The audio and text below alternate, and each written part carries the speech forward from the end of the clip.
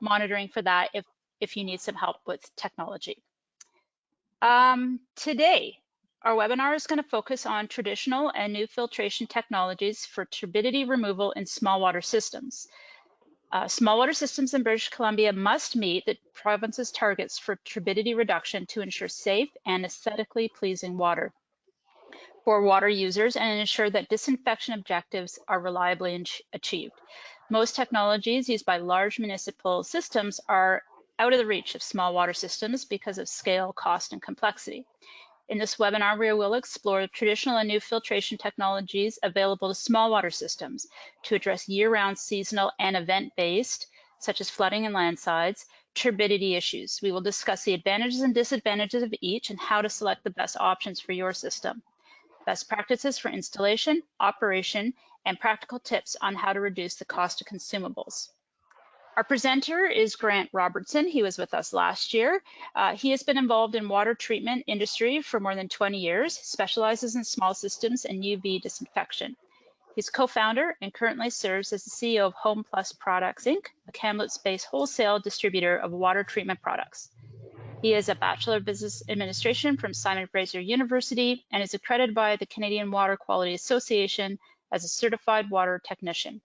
He has worked extensively with the public health authorities and other stakeholders in Western Canada to promote best practices in the application of water treatment technology for smaller communities and other regulated applications. He has been a guest speaker at a variety of conferences and events for the Interior Health Authority, Vancouver Coastal Health Authority, Island Health Authority, Alberta Health Services, the Canadian Water Quality Association, Small Water Users Association of BC, the BC Institute of Technology, and more. So he knows his stuff.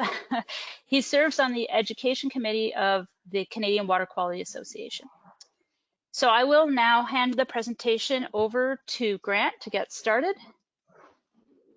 Oh, geez. There we go.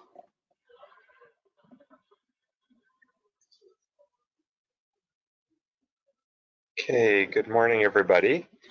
Can you see my screen okay? It's appearing here for myself, Grant. Yeah, you're not in presentation mode though yet. Okay. Are we okay now? Yep. All right, fantastic. Thank you so much for the introduction, Natasha. And thank you everybody for attending. We were just talking before we started here about the importance of small water system operators participating in these sorts of events because we feel it is very important for you to gain new knowledge and insights that will make your life smoother as an operator and of course improve the end product that we're delivering to consumers of our water. So Natasha did a really good job of explaining what our presentation will be about today. And I'm going to try and move through the early parts of the presentation fairly quickly, where we're talking more about what turbidity is and the objectives that we're trying to meet. And I'll be able to spend a little bit more time then on some of the different treatment methods. Some of you will likely or almost certainly be using some of those methods now. So we'll talk about some of the advantages and disadvantages, some of the newer options that might be available to you, how we can employ best practices in our turbidity treatment, how we might be able to improve our monitoring of our turbidity, and probably the most important topic for many of you, or at least what you're probably most interested in learning about, is how can I reduce my operating costs associated with addressing my turbidity problems. So I hope we'll have lots of meat and potatoes for you all to learn from in there. And then certainly, as Natasha said as well, we'll have lots of time for questions and answers afterwards. Any questions that we're not able to answer today, we will certainly endeavor to get answers to those questions to you in the next day or two as well. Okay, So what is turbidity? Essentially, turbidity is just a measure of the visible clarity of the water, or conversely, the amount of cloudiness that we might experience in the water due to physical particles in the water. In the wastewater industry, we would refer to this as total suspended solids. So you might be kind of more familiar with that terminology if you come from that background. But these are actual physical particles. So there are things that can cause discoloration in water in particular, like tannins and organic matter that are not particulates, they're actually dissolved. That's not what we're talking about here. We're talking about the physical particles, you know, the dirt, the rust particles, we sometimes refer to it as the frogs and logs, the actual three-dimensional particles in the water, not the dissolved things that might also cause discoloration. So in these different beakers here, we see examples from very low turbidity to rather extreme turbidity. And I've seen many water systems that experience all of those conditions at different times throughout the year, depending on what is happening within their aquifer or within their watershed that their water supply comes from. Why are we concerned about it? Well, Natasha touched on many of these things already. Certainly, turbidity can cause aesthetic problems. You know, having water that is discolored is not very appetizing to the end users that use our water. And while many times the turbidity itself directly is not a health concern, it can also interfere with our disinfection processes that we use to make the water microbiologically safe. So in the case of ultraviolet light disinfection, the turbidity physically creates a shadow effect and blocks the UV light from reaching the bacteria or viruses that we may be looking to inactivate. And in chlorination, the effectiveness of the disinfection process is greatly reduced by the presence of turbidity. And this has historically in British Columbia created some really significant risks, particularly as it relates to Cryptosporidium and Giardia, which are already relatively more difficult to inactivate with chlorination. So there is a potential health consequence associated with turbidity, but it's more indirect by interfering with our disinfection process. Of course, we can also see buildup of sediments throughout our distribution system and in storage tanks, and this can have some significant maintenance consequences, which have costs associated with them. And in extreme cases, we can actually even see damage to equipment within the distribution system or within the homes and businesses that our water systems serve. So it's definitely something very much on our radar of concerns and also on the radar of our water users. It's also one of the most visible problems associated with water. So when we're delivering water with elevated levels of turbidity, it's one of the first sources of complaints from end users as well. So most of you are probably somewhat familiar with how we measure turbidity. We use a unit in North America called an NTU, our nephelometric turbidity unit. And our typical objective that we're aiming to achieve is less than 1 NTU, and I consider that a minimum objective. Some of you have probably heard of the 43210 drinking water objective, and you know, our target within that objective is less than 1 NTU, with a goal level to get down below 0.1 NTU where possible. And that is not always an achievable goal, but something we should be striving towards wherever possible.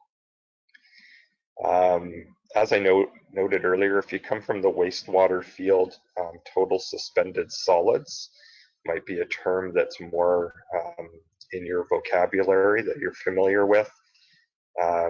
So 1 part per million or milligram per liter of total suspended solids would be equivalent to about 3 NTUs of turbidity. So if you're trying to equate the two together, that's an easy way to rule of thumb to use.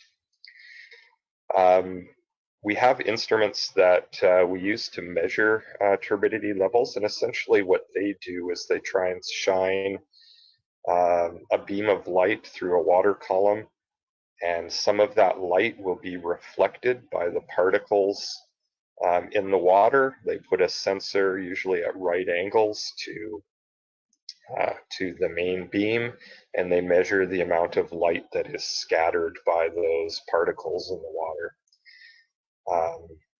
I would say that you know, measuring turbidity is maybe a little bit less exacting than it might be in other types of measurements, because different types of particles will reflect that light slightly differently. But it is still a very useful measure and repeatable measure that we can rely on. So I'm going to talk a little bit about how this problem is normally addressed in the municipal and industrial world. That is through a chemical injection process where we inject a coagulant or flocculant into the water. That's typically a polymer or alum or a similar material that when injected into the water tends to cause the particles to join together, form a larger mass, which then tends to sink to the bottom of a settling tank or storage tank, and then we can skim the treated water or cleaner water off the surface. Sometimes that will then go through a sand filtration process, which can help further clarify the water. And this is a very effective process on a large scale. The problem is that this technology requires a lot of space, and it usually requires full-time operators that are carefully monitoring the chemical injection processes. There can be problems associated with injecting too much or too little coagulants or flocculants, or the wrong chemicals, and that basically puts this technology outside of the practical reach of small water systems. I have seen a few small water systems use this technology, but it's really quite rare, and it is important to be aware of. And if you have, you know, say a small water system on the larger end of the spectrum, maybe serving, you know, several hundred homes, this might actually still be something worth having on your radar as a potential technology, particularly if you do have a significant amount of physical space available where you can build large settling and storage tanks. But for most small water systems, unfortunately, this treatment option is not really on the table. And as I said, it does require more careful operation So an on-site operator, likely full-time, might be necessary for successful operation of such a plant. So what are the most common approaches in a small water system? Well, a lot of these will be very, very familiar to you. I'm sure many of these are currently in use in your existing water systems. So cartridge filtration is probably the most common. We'll talk about that. We'll also talk about bag filters, spin down filters, and then we'll talk about kind of two classes of media filtration, backwashable media filtration. We'll talk about multimedia filters and rapid sand filtration done with specialty filter medias, which are very, very common today.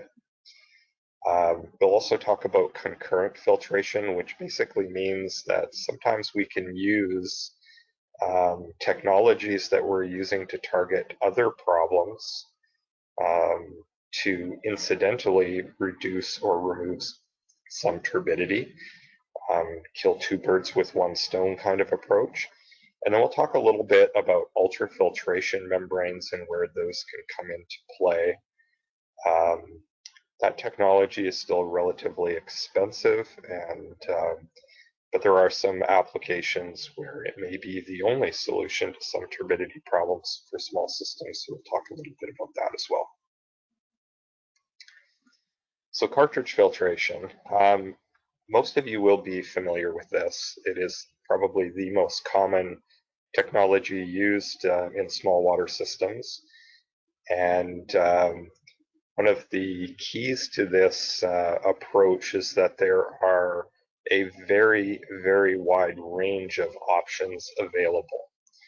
And usually if we're having a lot of problems with cartridge filtration, it often means that we're just employing the technology incorrectly. We're using the wrong types of filters.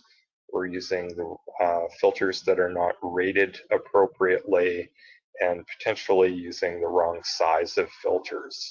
Undersizing can certainly lead to a lot of operational grief. So these filters typically range in size from a small of 2.5 by 10 inches to as big as 8 by 30 inches approximately. There are some proprietary sizes, and then there are some sizes that are considered kind of universal. Proprietary cartridges tend to be a little bit more expensive than the universal ones because there is a little bit less competition associated with them. In terms of filtration capability, we can filter down to a low of about 0.3 microns, and there are cartridges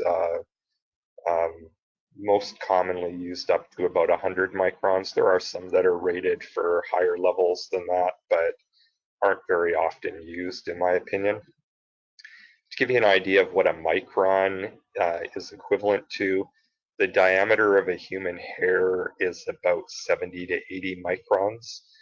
So when we're filtering down to 0.3 microns potentially with cartridge filtration, that is very, very, very fine filtration. And in terms of construction, there are a few main types of cartridges. We have pleated filters, which, as their name suggests, has a fabric with lots of pleats to try and increase the surface area of that filter. The more surface area, usually the more dirt holding capacity and less pressure loss we'll experience from that filter. Also tends to help enhance the life of that cartridge because the pleats have the ability to hold more dirt and debris. Also very common, we would have spun poly or melt blown poly filters, and they're very common. They're typically regarded as the least expensive, but may suffer from a little bit of a shorter life due to less surface area. One way that they try to enhance the surface area of those filters is by making them multi-gradient, meaning that the inner core of those filters are more restrictive than the outer core. So the outer core captures larger particles. As the water moves progressively towards the core of the filter, you trap finer and finer and finer particles, and that allows you to use the whole depth of the filter rather than just the outer surface area. And I would say the vast majority of the spun and melt blown cartridges that we sell today are those multi-gradient style. And then we still see some string wound style cartridges on the market.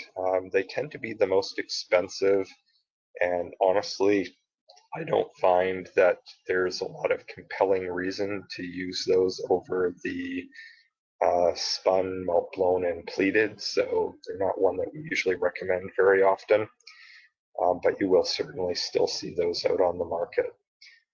Some of those may also be designed as a multi-gradient or depth filter, and we are even seeing now some specialty filters that have pleated over top of spun that make some very interesting hybrid filters with fairly long lives as well. So the technology is improving there.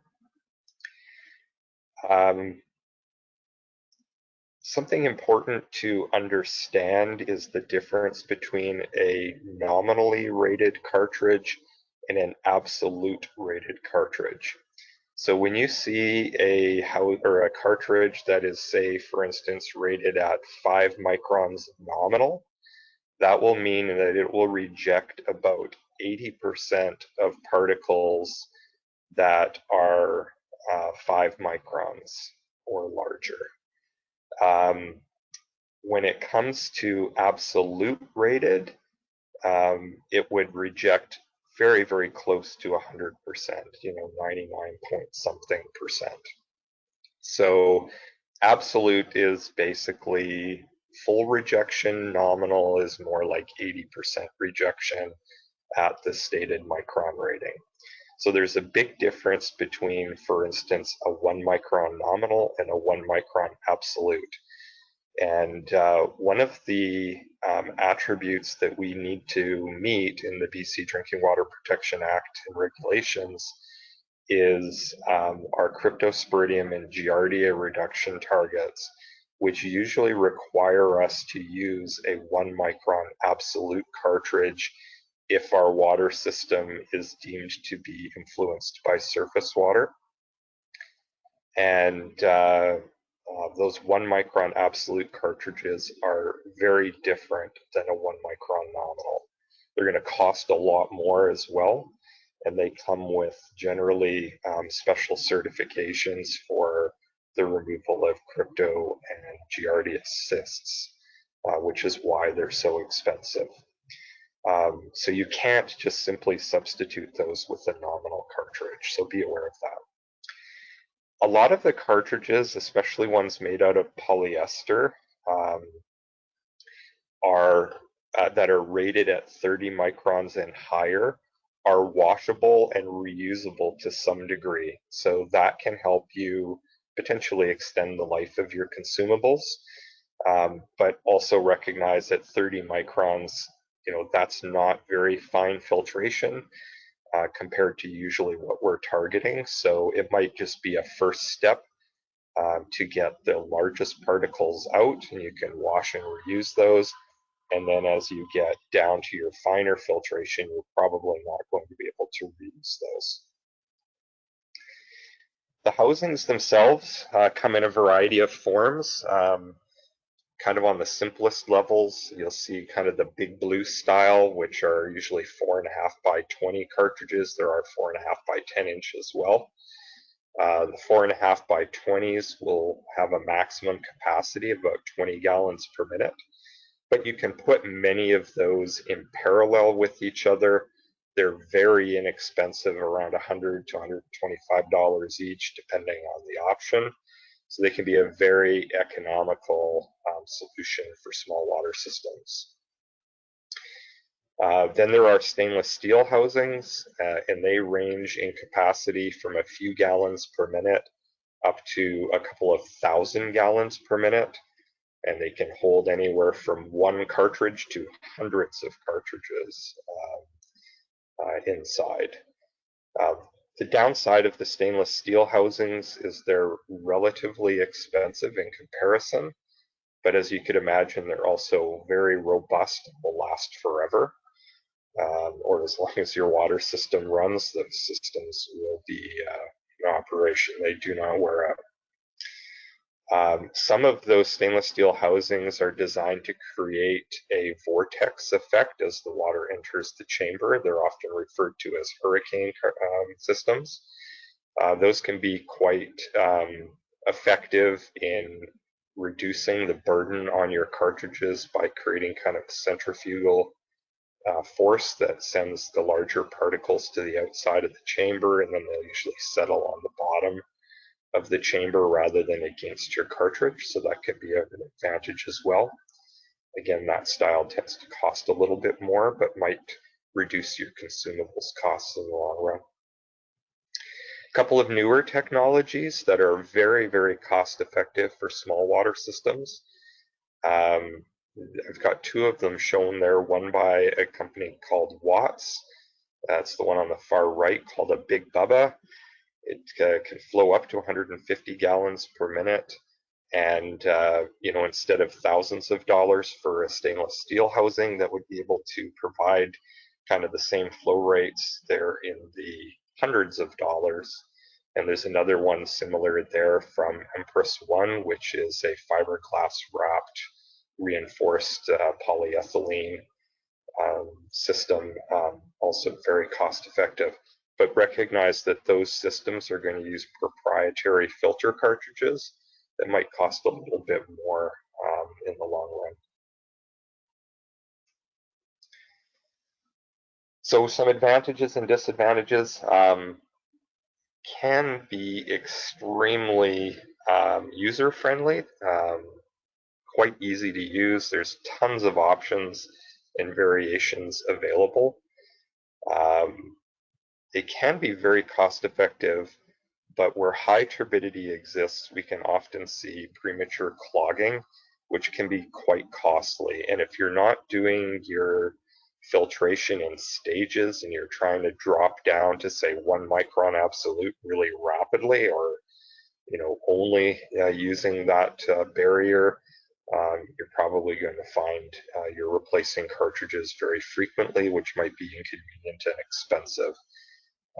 And there can be extra burdens on your cartridge filtration during periods of unusually high turbidity, such as during the seasonal snowmelt, freshet season, or during special weather events like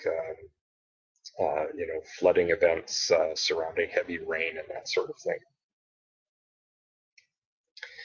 So bag filters are a very similar item to the cartridge filters, except they kind of look like a sock. They have a lot of the same advantages and disadvantages. We have less options available, and particularly we have less options that carry the necessary validations. I'll mention a little bit more about validations later. But there are quite a lot of options available, and typical filtration ranges are 1 to 200 microns. We'll sometimes see these as the first step in a bank of filters for a small water system because they are relatively cheap.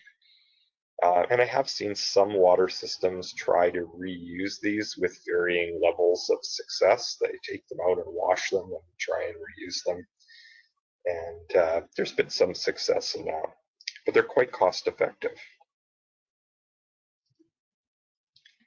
Spin down filters.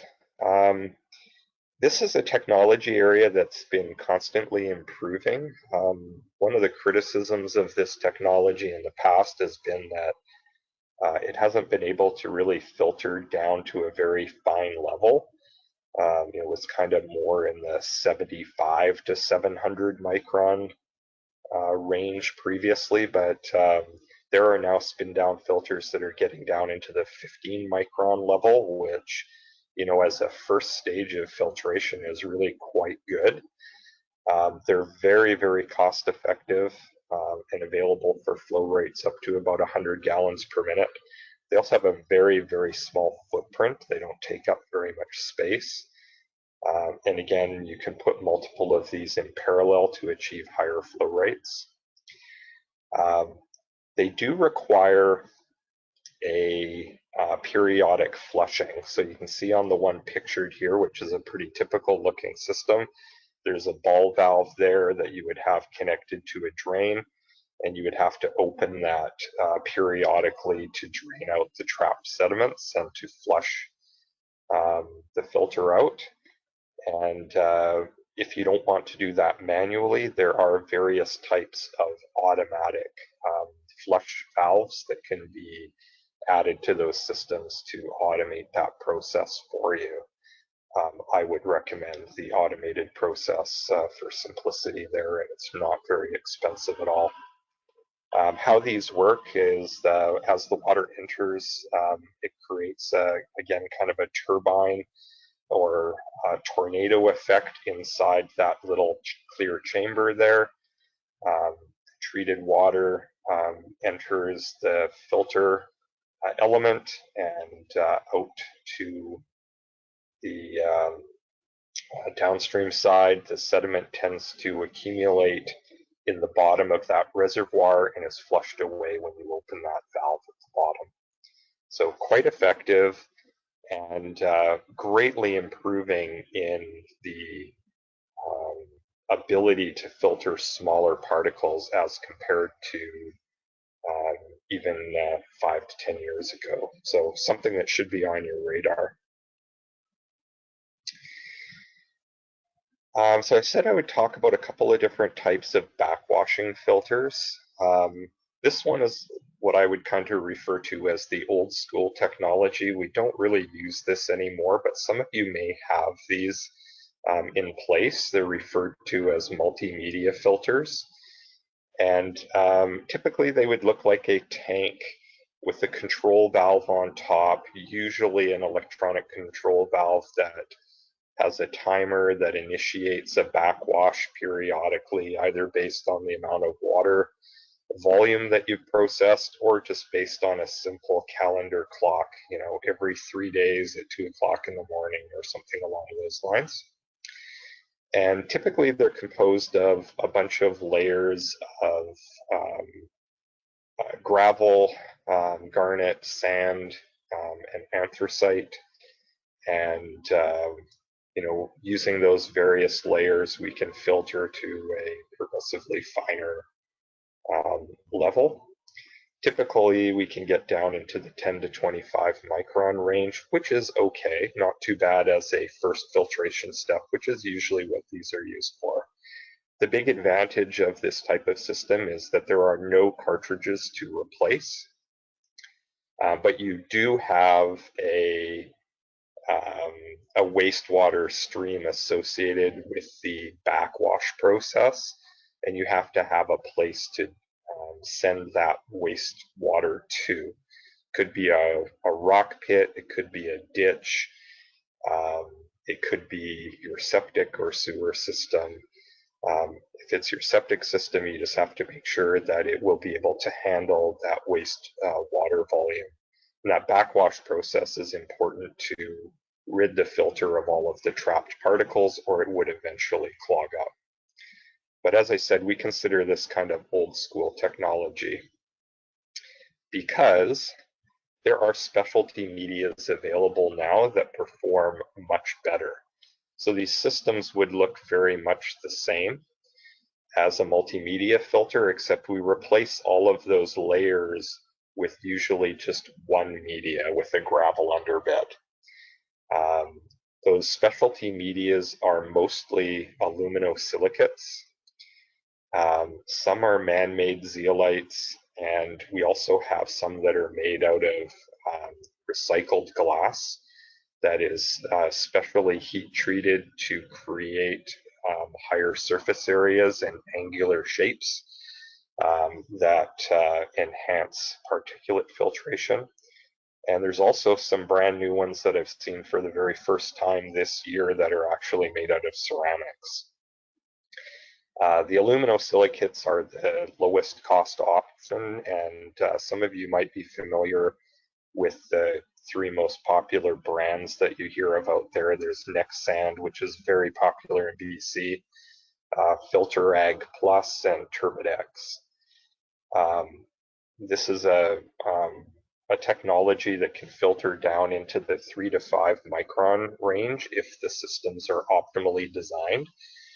And again, you have no consumables, you just have that backwash process. So you have a very, very low operating cost and a long service life.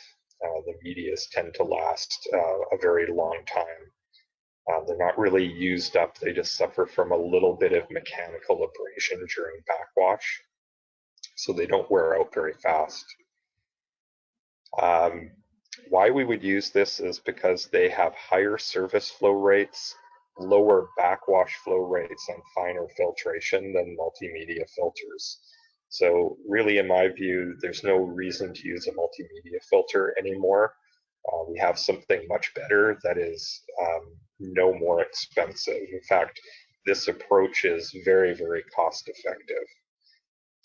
A 20-gallon per minute unit would cost under $1,500 as an example. And it's a very scalable technology up to thousands of gallons per minute if necessary. We see these most often used on surface water sources, and especially those that have seasonally high turbidity from freshet or rain events and that sort of thing. Really helps reduce the fouling of cartridge filters that you might have downstream. So it's a very, very good first approach to filtration, as would the spin down filters be. Concurrent filtration basically refers to simply using another process that we need anyway to remove another contaminant to also potentially remove turbidity. So probably the prime examples of this would be if we had a water supply system where the raw water contained iron or manganese in a dissolved form. There are many iron and manganese removal medias that we can use for that purpose that can also act as extremely effective turbidity reduction media as well. So they would function very much like Nexsand or Turbidex or Filtrag, but also at the same time remove our iron and manganese. So there's examples like Phylox, Mangox, Catalox Light, Berm, and even to a degree green sand medias, like Manganese Green Sand Plus, for instance, can all be used to remove turbidity at the same time as they're treating the iron and manganese problem that you have. So kill two birds with one stone, extremely cost effective to do that. Basically, you're getting your turbidity treatment for free because you would already be doing the iron removal or manganese removal. And there are some other situations to a lesser degree, things like activated carbon can also help remove turbidity. You're not going to get down into that 3 to 5 micron range though. Some of the arsenic removal medias as well could be used for turbidity reduction as a secondary approach. So again, very low operating cost and long life spans of those medias. So give some consideration to that. It might be a real cost saver for you if you're already having to treat iron and manganese in particular. Ultrafiltration. So here in Kamloops, where I'm located, and I think Natasha, you're here as well. The city of Kamloops uses ultrafiltration membranes, referred to as zoo noodles, from a company called Xeon, in our water treatment plant. We used to have a pretty severe seasonal turbidity problem and resulting high microbiological risk, particularly Cryptosporidium and Giardia, during our spring freshet season. I remember having to fish out, an inch or two of sediment out of our toilet tanks at the end of each freshet. It was amazing how much material we saw come through.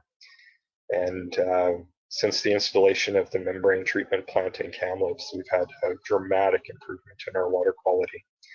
But that same technology can be employed for small water systems as well. Filtration down to 0.02 microns is possible.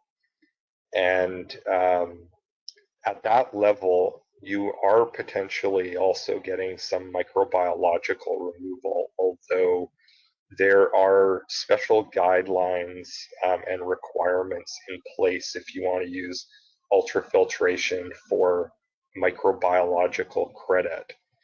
And that's not always the easiest thing to get past through the health authority. And the reason for that is not so much that it can't do it, because it very much can, but because it's very difficult to monitor in real time. So typically when we monitor microbiological treatment processes like ultraviolet light or chlorination, we have the ability to monitor those in real time with UV intensity monitors on our UV systems and measuring chlorine residual in our chlorination systems.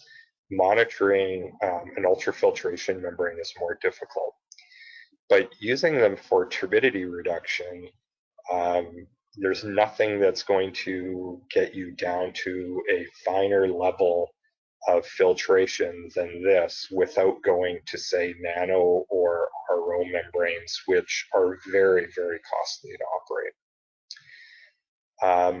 They are still relatively expensive, but they do have a long life and relatively low level of maintenance.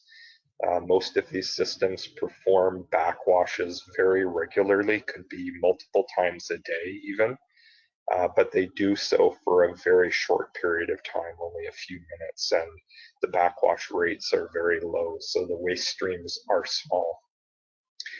You generally would not go directly into ultrafiltration, though you would have some sort of filtration ahead of this.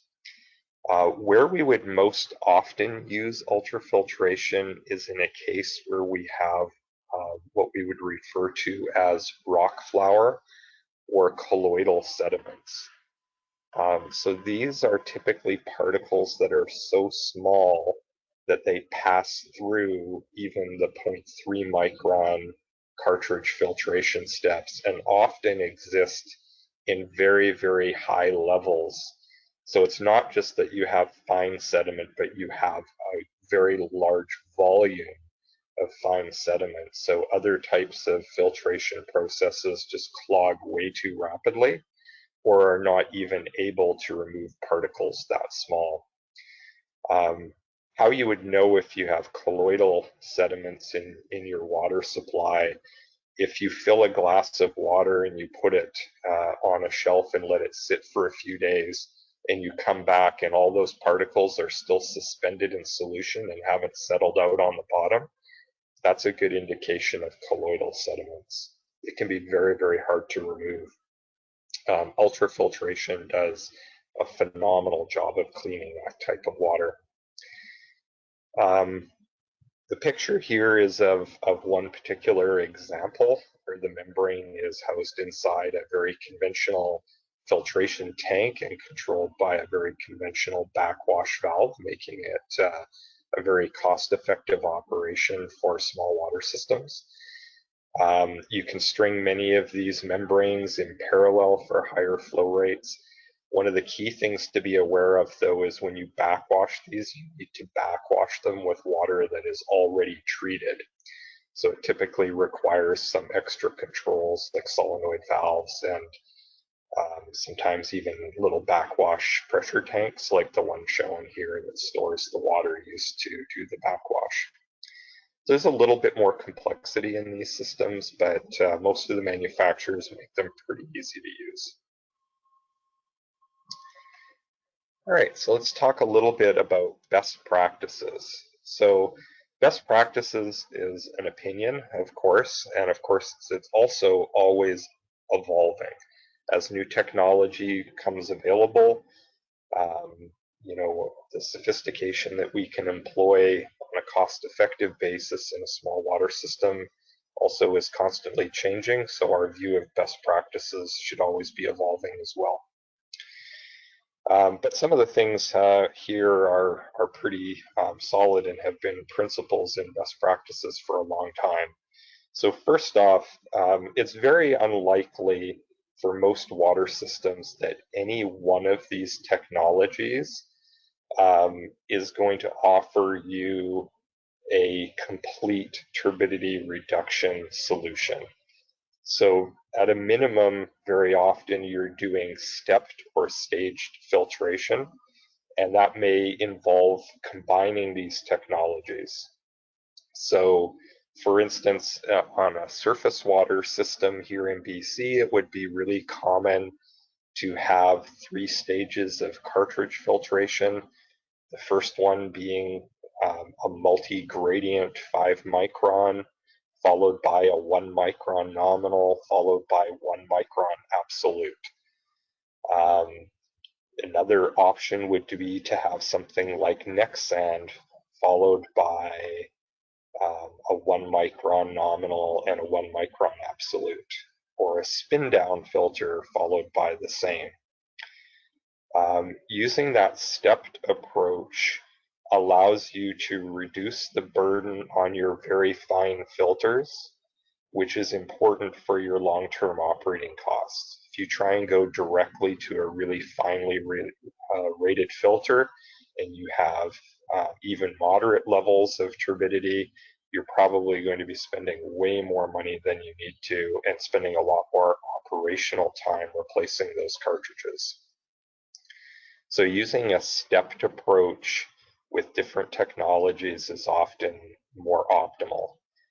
Anytime you exceed about 3 NTU of turbidity on a long-term basis, especially year-round, using a backwashable media filter or a spin-down filter as your first step to get the largest debris that you can removed in a process that doesn't involve a consumable item, you know, a cartridge filter or a bag being used up, is very advisable. And if you have shorter term like freshet or rain event type turbidity where the NTU exceeds about 5, that type of process would also be recommended as a first type of stage. And those are very easy to add on to existing systems. They don't take up a large footprint typically, but you do need a space or a location for that backwash or wastewater. We should always have pressure gauges or sensors installed before and after each step in our particle filtration or turbidity filtration, and we're monitoring for pressure differential between each stage. This will help us tell exactly where we're losing pressure in the system and to determine when we should be replacing things like cartridges and bag filters. So typically, if we have water flowing and we see a pressure loss between 2 of our gauges of more than 10 psi, it means that that particular stage of filtration between those 2 gauges requires replacement, or, in the case of, say, an Nexan filter, maybe backwashing. Standard pressure gauges are really cheap. There are gauges out there for as little as $5. The better ones are probably up in the $20 to $30 range. They're really not expensive, so they should be there. And when you're submitting applications for permits for the installation of this type of equipment, the public health engineer is going to be looking for those types of gauges. On a little bit more expensive basis, you can use actual sensors that sense pressure or pressure differential and send that information out to you either through a SCADA system or through a Wi-Fi system, and I'll talk a little bit more about that in a moment. A lot of the housings have drain ports on them. Those are designed for flushing those housings. So I would recommend that you plumb those in and you use that function often. The more often you do that, the less strain there will be on your cartridge filters, the longer they will last. And just following back to the cartridge thing there, the physical appearance of a cartridge has very little to do with whether or not it needs to be replaced. You really should be basing your cartridge replacement on the pressure loss and differential, not really on the physical appearance. The one exception to that would probably be if the cartridge was biofouling and you're getting heavy bacterial slime buildup on it. That would be contraindicated to keep using that. But outside of that problem, the fact that it looks dirty just means it's doing its job. It doesn't necessarily mean it needs to be replaced. So if you're replacing it based on appearance, you might be replacing them sooner or more often than you need to, and costing yourself a little more money than you need to.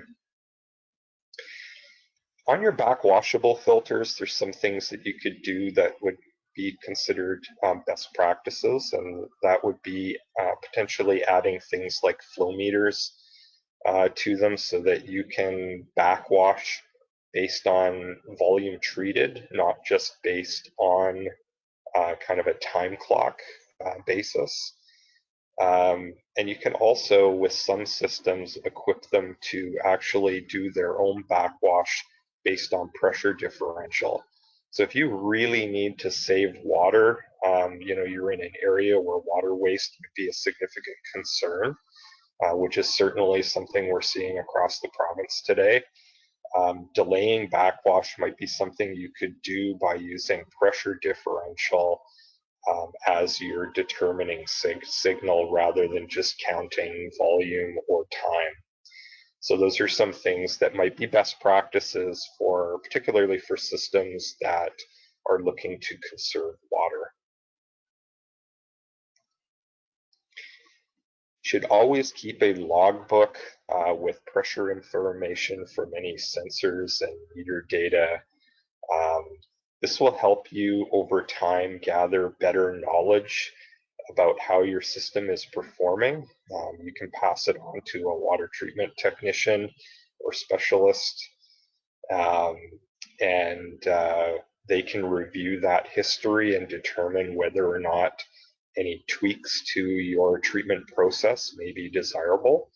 For instance, it might reveal that changing your cartridge to one with a different micron rating might allow you to prolong cartridge life or to otherwise reduce costs.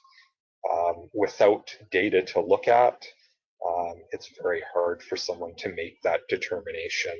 They can certainly listen to your anecdotal stories about what you've experienced, but that may or may not be quite as accurate as looking at their real data.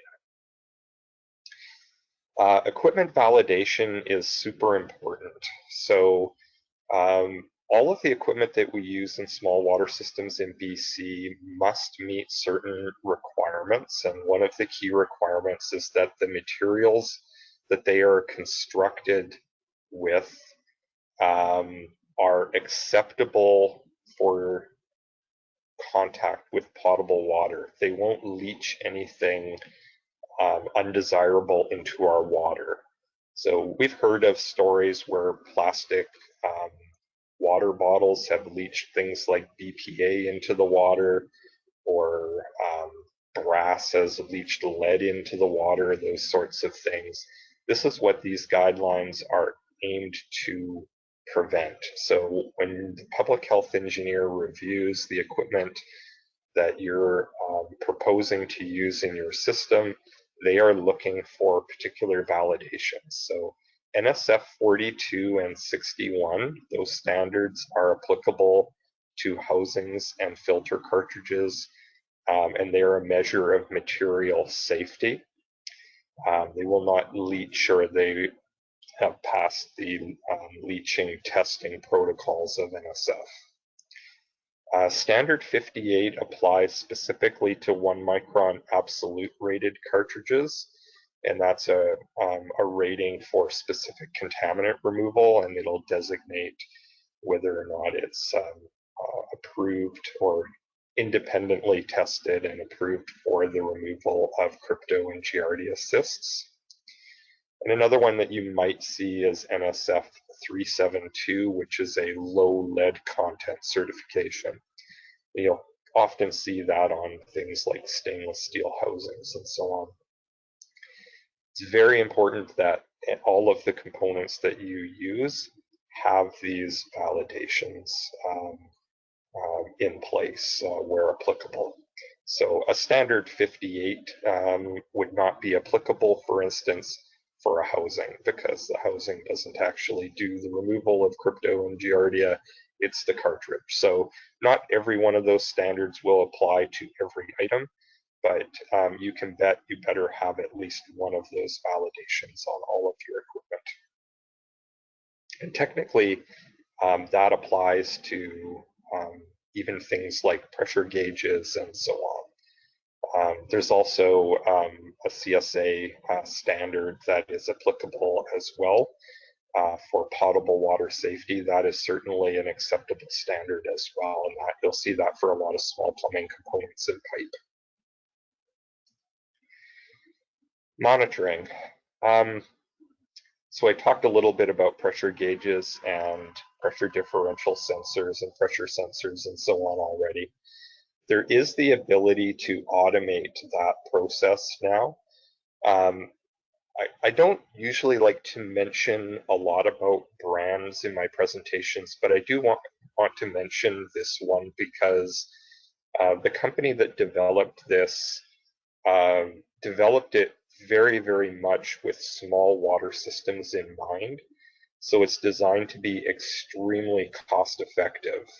The product is called H2 on Alert, and it is a Wi-Fi enabled monitoring system, and it can be used for monitoring pressure differential.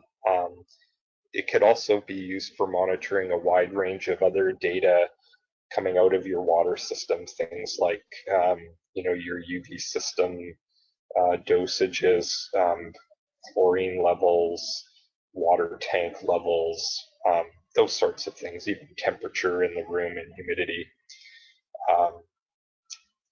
There's a very, very wide range of sensors, but on the simplest form, you could be monitoring just pressure differential across some of your treatment steps for turbidity reduction. Costs range from as little as $1,000 up to about $3,000. And it sends alerts to your phone or to your email or by, text, etc., when any conditions in your plant go outside of the specs that you've programmed into the system. It also logs all of the data and so on. There is an ongoing subscription fee associated with that service. So it's not for everybody, but it's far cheaper typically than instituting the SCADA systems and so on. So for small and micro systems, it can be very affordable. For monitoring turbidity itself, there are handheld meters like the one pictured there. They start at about $1,000 and go up from there. Very accurate. You can get a test result in seconds. They're extremely easy to use. You do have to recalibrate them periodically, but that's also very easily done. So if you have, particularly a lot of problems with turbidity and a lot of fluctuations, and the health authority has asked you to do some special monitoring, that could be a very low-cost device to do your monitoring. When you do your chlorine testing every day, you can do a quick turbidity test in under a minute and record that information as well.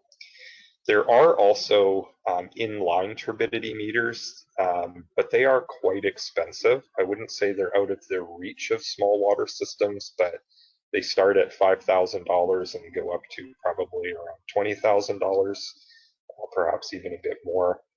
And I've seen some water systems use them. They can be in your pipes and monitor at different locations within your treatment system, either raw water, treated water, and there are some that can even be put directly in water sources. So for instance, I worked with a small water system on the West Coast that had real extreme turbidity events during heavy rainfall. Their background turbidity was about 0.01 NTU, which is phenomenally clear water. But during a turbidity event, their turbidity could rise up into the several thousand NTU range, water that looked like chocolate milk. And that was a real challenge for them. And they deemed that one of the best ways to handle those types of events would be to detect the high turbidity before it reached their intake and actually close their intake and operate off of stored water until that event passed. The events were relatively short-lived, typically less than a day, and their method of dealing with turbidity was to put a sensor actually in the creek and monitor for that. Which kind of brings me to the next consideration here is sometimes the best way to handle turbidity is to avoid the turbidity. So it's a few things we can do for that. And by the way, I see that I'm encroaching a little bit on question time here. I promise I'm just about done, and we'll get on to your questions in just a moment. Particularly for lake water sources that draw in a lot of turbidity and algae from shallow sources, sometimes relocating your intake to a deeper area or further away from an inlet creek, those sorts of things, sometimes even in a river, how your intake is located, potentially in a less turbulent area within the creek or river, might reduce the amount of turbidity that you're drawing into the system. Like the example I gave you, you might be able to even close your intake during extreme events to try and block the turbidity from entering the system, operate off of storage for a short time. And then the other question that comes up is there an alternative source available that might be a better choice? So this might be, again, an example if you're on a surface water source that has some extreme turbidity problems, potentially drilling a well and looking for an alternative water source could be a way of addressing turbidity as well. So always something worth considering. So tips to reduce operating costs. This is my last slide before we go to our questions. And it's probably one of the ones that's most important to a lot of you, particularly after we went through the COVID supply chain problems. And I shouldn't say after we went through it, because it's still not over, unfortunately. In our industry, we're still very much dealing with challenges related to availability.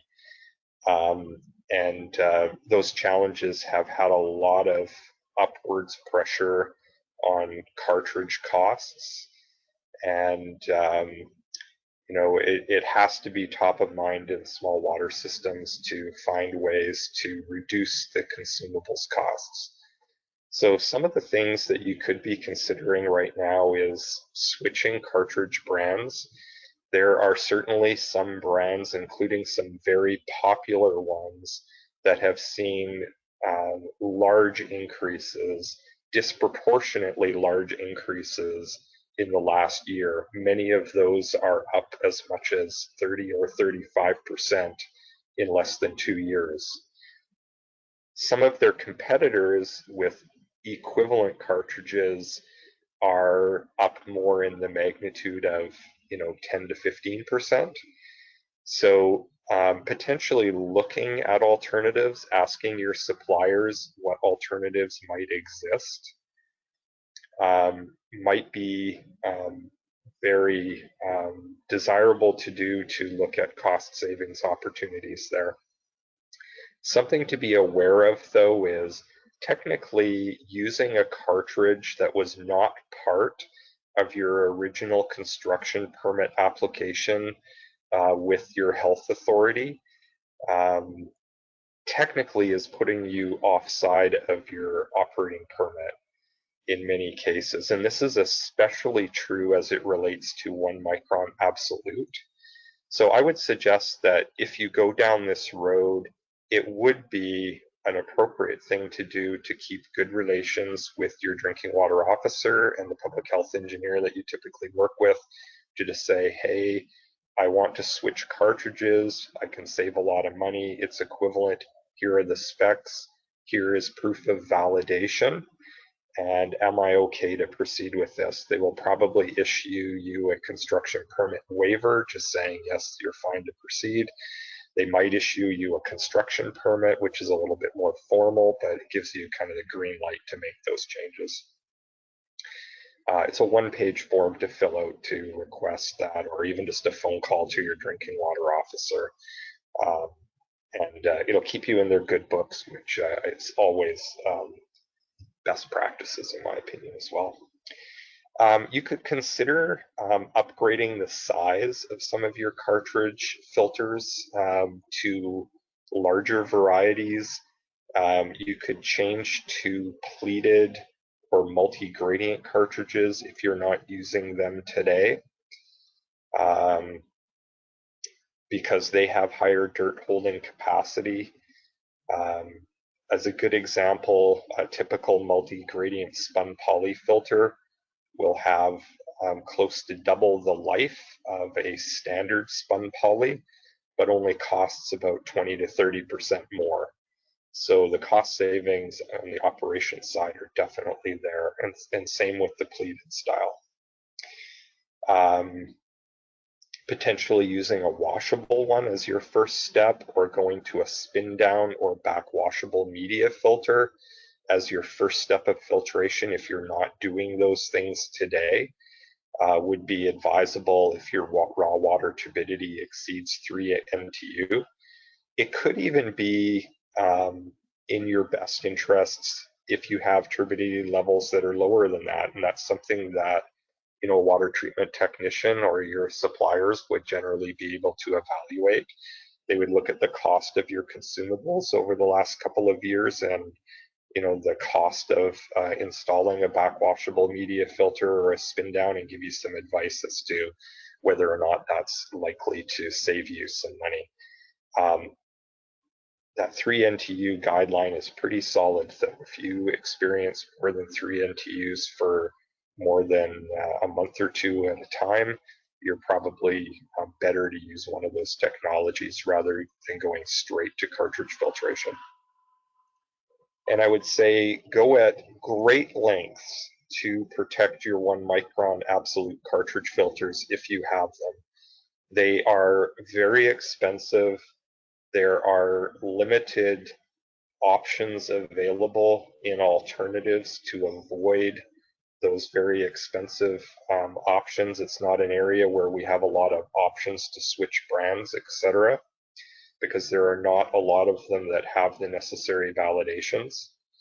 Use a 1 micron nominal rated cartridge ahead of them to protect them, and you will get a lot more life out of your absolute rated cartridges, which will certainly save you a significant amount of money.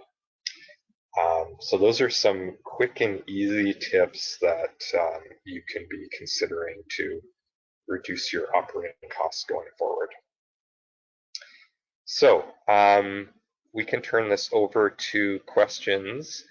Natasha, is it best for you to come back on as the presenter for this to relay the question for me?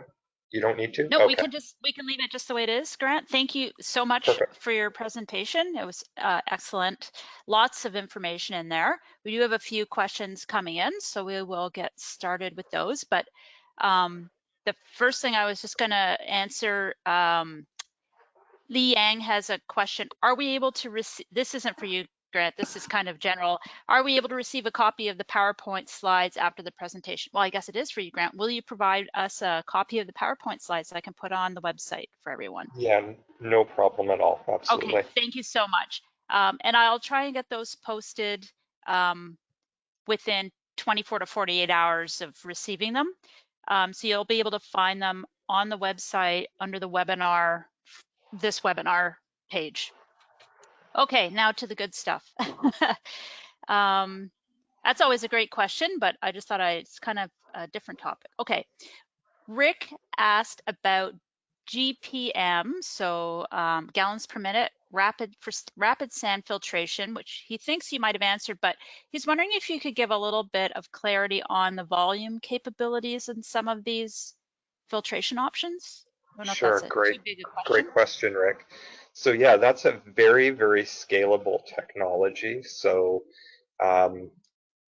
most typical systems are designed to run from about 5 to, I would say, around 100 gallons per minute. Going beyond 100 gallons per minute, and actually, very honestly, probably even a bit less than that, instead of doing one system to handle that larger flow, what we would more typically do is start installing multiple systems in parallel flow configuration to get the higher flow rates, because that builds in some redundancy for you, and we stay away from the municipal and industrial style valves, which are very expensive. So, 350 gallon per minute systems would be cheaper than one 150 gallon per minute system. And it would give you better redundancy. So once we start going over, 75 to 100 gallons per minute, we'll start putting multiple in parallel. But in theory, you can go up to thousands of gallons per minute by putting multiple systems in place. So it's extremely scalable. In terms of physical size, a 50 gallon per minute unit would be about 24 inches in diameter and 7 feet tall, just to give you a rough idea of what kind of size of equipment you're looking at. Okay. Next question from Brian from Whitecroft Village in reference to well water. Should we consider filtering for turbidity of 0.94 NTU and solids of 262 milligrams per liter? These look like real data. This looks like real data. Yeah.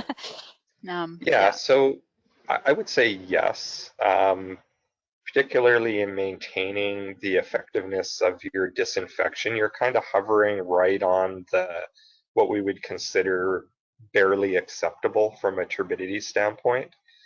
But probably a lower cost approach would be sufficient to reduce your turbidity in a meaningful enough way to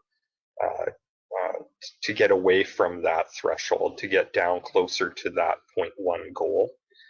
The one thing about a turbidity test that I should have mentioned that always is a little bit challenging for us is turbidity refers to the extent of our problem, but not what makes up our problem.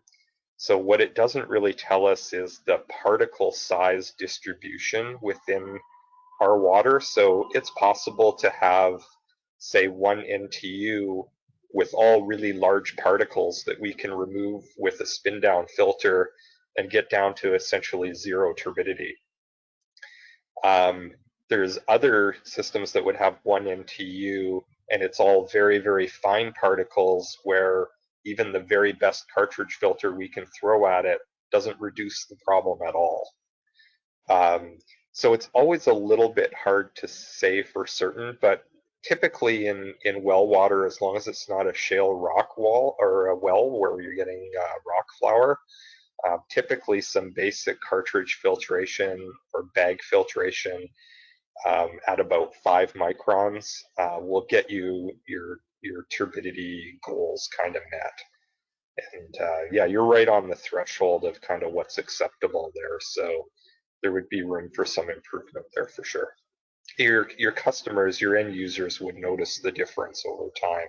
They'd have less material building up in their water heaters and in their toilet tanks and those sorts of things. And you'll be cleaning your tanks, you know, your chlorine reservoir or contact tanks and things like that less often, cleaning out your distribution pipes less often, and so on. There'd be a good cost benefit there for you, I think. Awesome, thank you.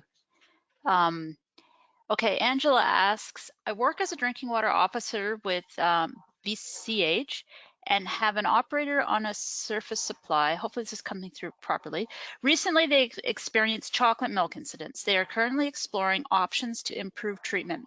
For now, they manually turn off the pumps when turbidity is high. Their filtration consists of cartridges, 5 and 1 micron. Without a lot of historical data, how could they evaluate the deteriorating source water in order to know what kind of filter upgrades could be installed? Yeah, I mean, that's a great question, and it's something that we're seeing a lot of post forest fire events and so on, because we're getting more landslides that are causing these chocolate milk incidents and that sort of thing. So I think we're going to see more of exactly what Angela's describing in other water systems as well. I would say the best thing that you can do in these cases is work to gather data to understand what's causing these events. Is it rainfall? Is it snow melt, etc.? The avoidance is a great technique, although not always possible to achieve in the long run. I would suggest most likely the cost-effective approach here would be something like a neck sand filter, because they're capable of filtering down to a very fine level, kind of that 3 to 5 micron range. And yet they're very, very cost-effective pieces of equipment that can address the majority of that turbidity load, and then do the final polishing with their cartridge filters. And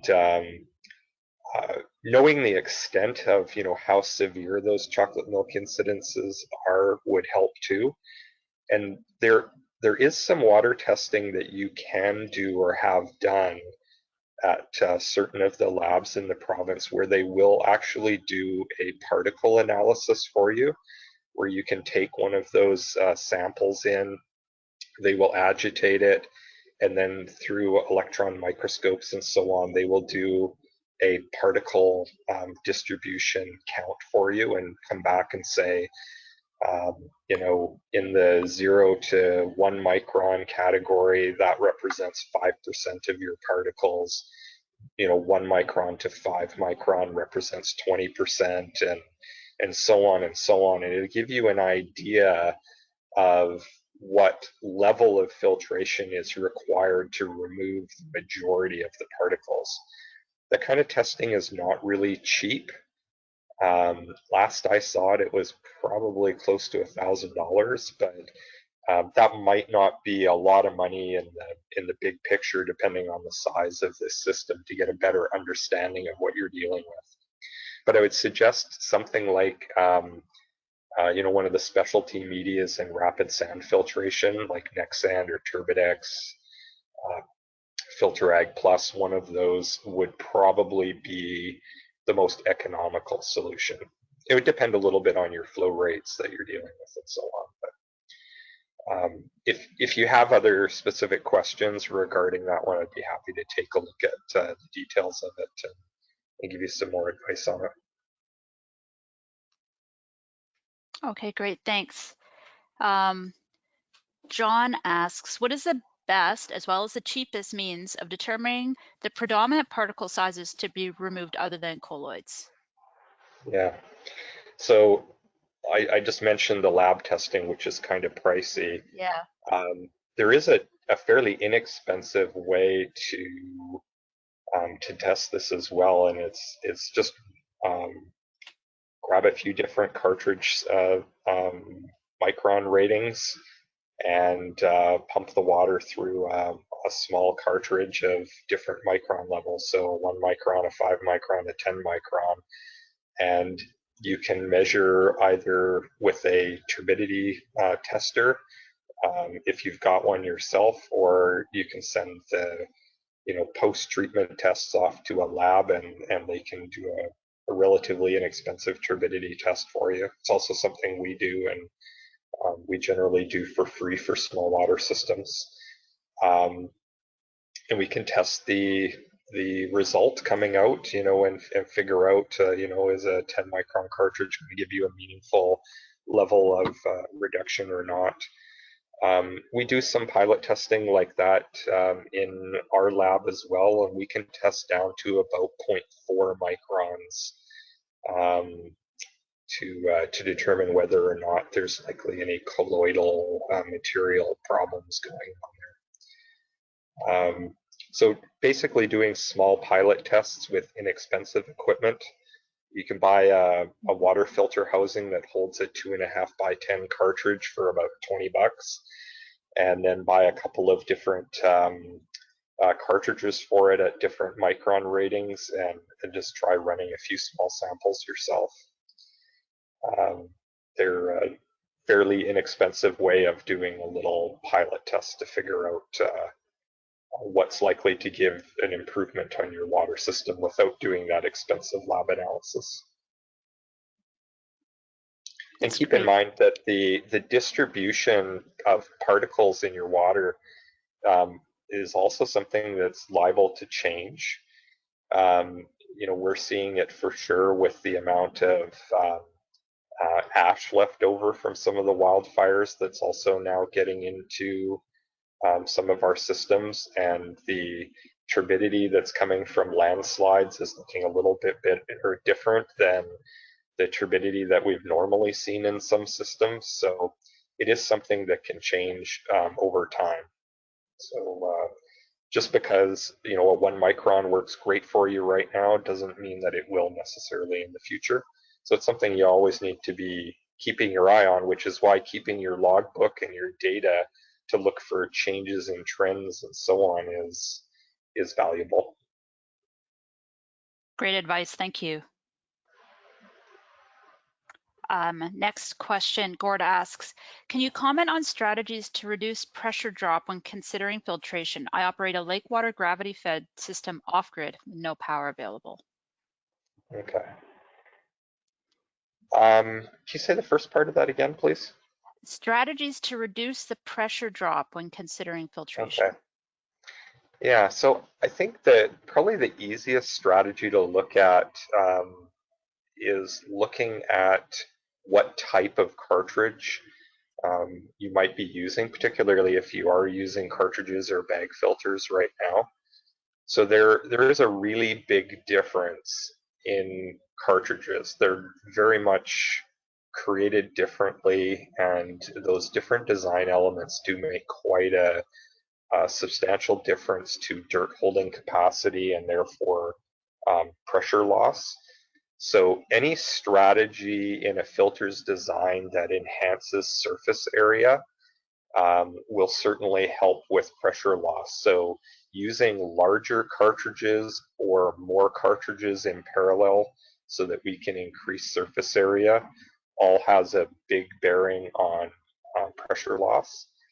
And as well, using the multi-gradient style filters that are using the depth of the cartridge, not just the outer surface area of the perimeter, so to speak, of the cartridge, also makes a very, very substantial difference. and the other design would kind of be the pleated style cartridges. Some consideration could potentially be given to micron rating as well. So it's not always necessary that we filter down to a really small micron rating in order to get all of the material that we want out. So I had said earlier there, it's possible that all the particles that you're treating are say greater than 20 microns. If you're using a 5-micron cartridge for that problem, and you could be using instead a 20-micron cartridge and achieving the same level of ultimate performance, would give you less pressure loss than using the 20 versus the 5. So sometimes some experimentation with different cartridges, to see if you can still achieve the same result with a higher micron rating, can sometimes yield some promising gains in pressure performance as well. But cartridge type and design and surface area are the big things. So bigger cartridges, more cartridges in parallel, and then the multi-gradient and or pleated designs are going to be better there. Great, thank you. I recognize we're at 3:30 now, and I just wanted to stop and thank you, Grant, for everything. We do have some more questions coming in. So we have a choice. We can send the questions to you, Grant, or we can continue if you have time to continue. I'm fine to continue. I have no problem. Okay.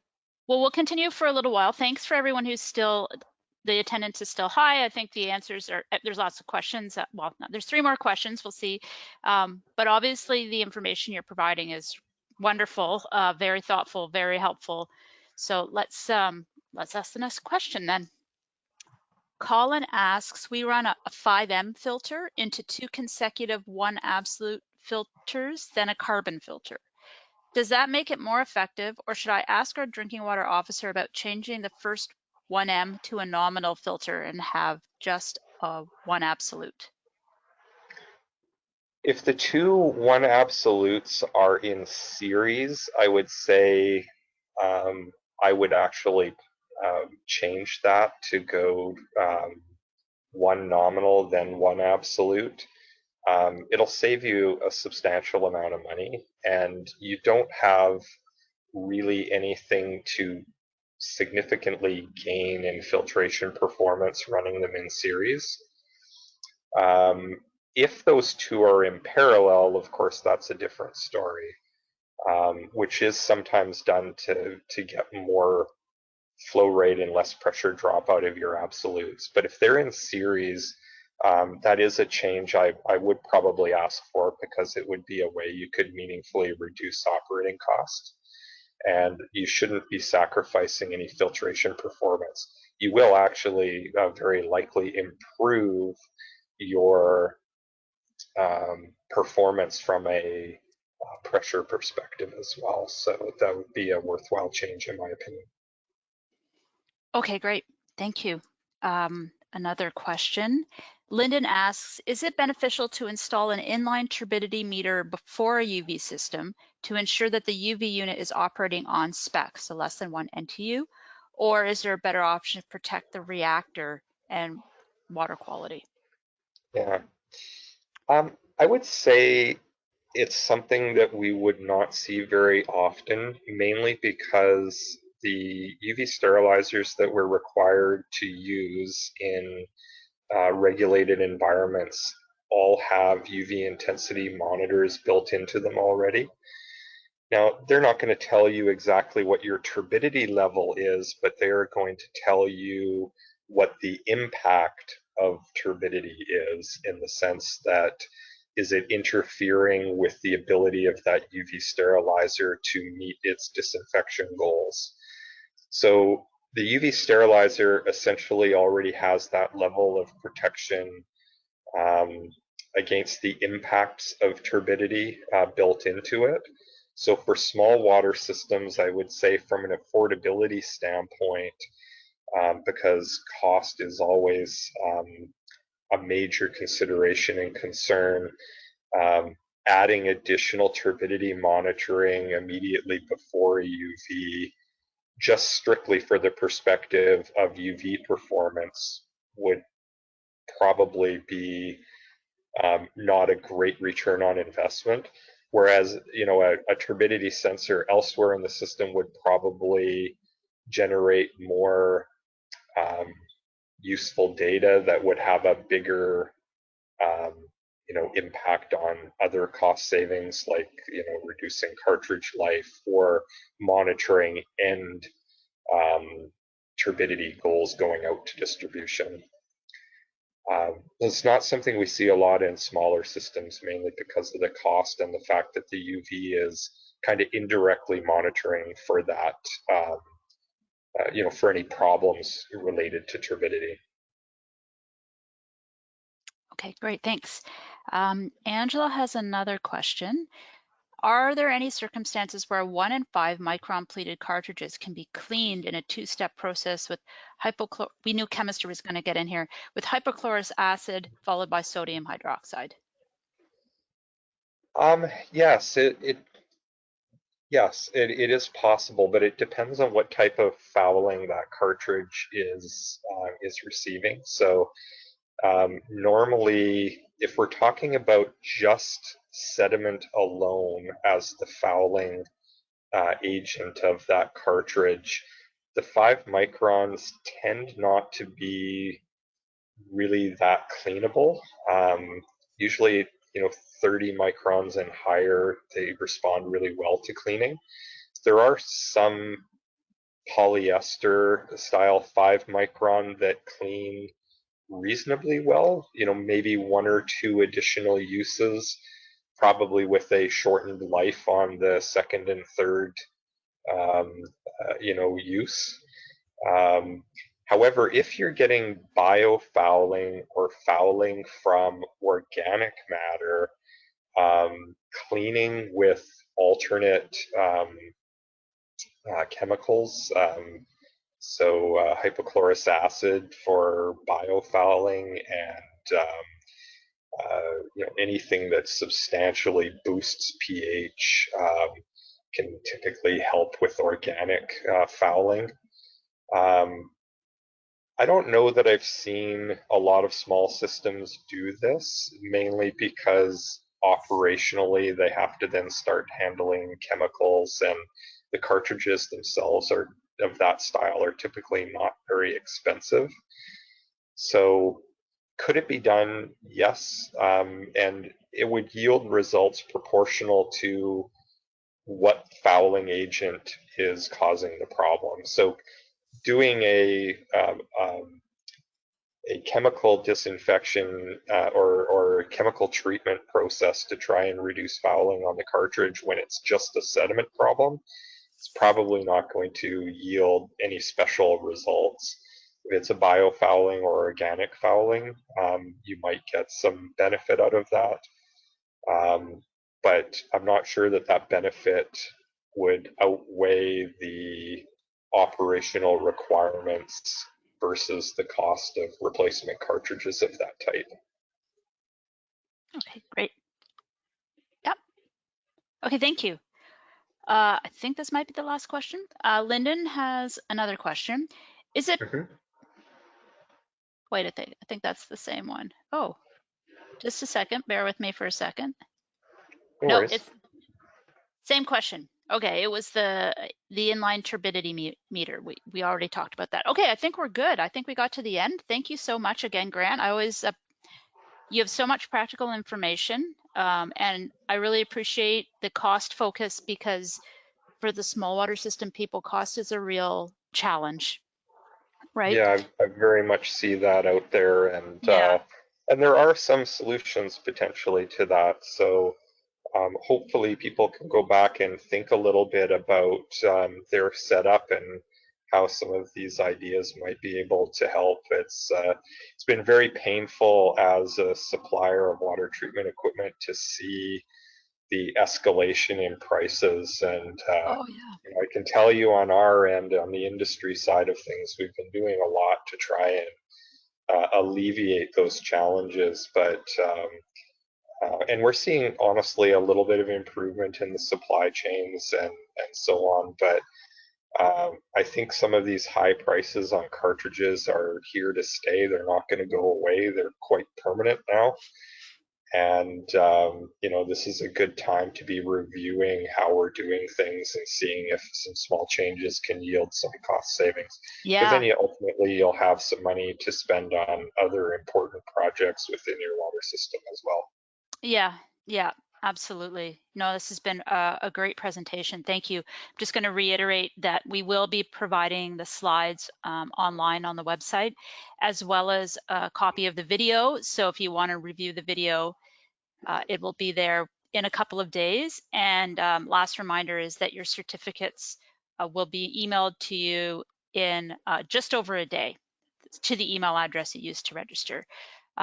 Thank you again, Grant. Our next webinar is going to be on the 19th of September about what should small water systems know about CT disinfection. So a lot more good information. Thanks to everybody for attending today and taking your time. And thanks again to Grant for his valuable presentation. Have a great day, guys. Thank you, everyone. Thanks for hosting, Natasha. You're welcome. Bye-bye.